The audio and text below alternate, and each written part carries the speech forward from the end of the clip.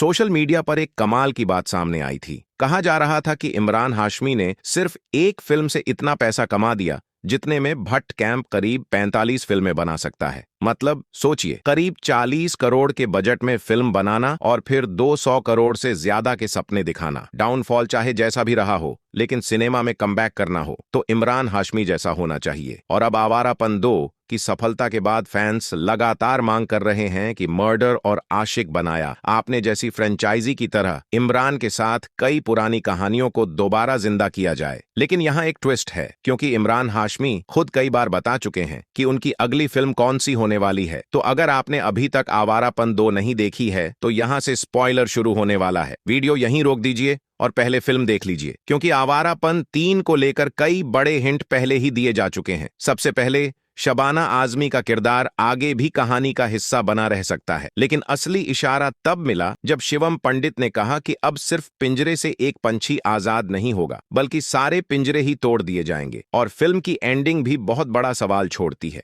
आखिर में इमरान हाशमी का किरदार साफ कहता है कि अब वह नफीसा के लिए काम करने वाला है। लेकिन इसका असली मतलब क्या है? अगर आपको याद हो, आवारापन 2 की रिलीज से ठीक पहले इमरान हाशमी और विशेष भट्ट ने एक लाइव सेशन किया था। उसमें बताया गया था कि आवारापन पार्ट 1 को पार्ट 2 के बाद थिएटर्स में दोबारा रिलीज किया जाएगा और पुरानी फिल्म को नई कहानी के प्रीक्वल की तरह ऑडियंस के सामने पेश किया जाएगा। यानी जो लोग सीधे आवारापन 2 देख रहे हैं, उन्हें फिर से ये समझने का मौका मिलेगा कि असली शिवम पंडित कौन था और उसकी कहानी कहां से शुरू हुई थी। उस वक्त इस प्लान पर मुझे थोड़ा गुस्सा आया था, क्योंकि अगर आवारापन पार्ट 1 सही समय पर दोबारा रिलीज होती तो शायद पार्ट 2 का कलेक्शन और भी ज्यादा बड़ा हो सकता था। लेकिन अब पूरी प्लानिंग देखने के बाद मामला काफी दिलचस्प लग रहा है। ऐसा लग रहा है कि मेकर्स सिर्फ आवारापन 3 नहीं बनाना चाहते, बल्कि धीरे धीरे पूरी आवारापन कहानी को एक बड़े यूनिवर्स में बदलने की तैयारी कर रहे हैं।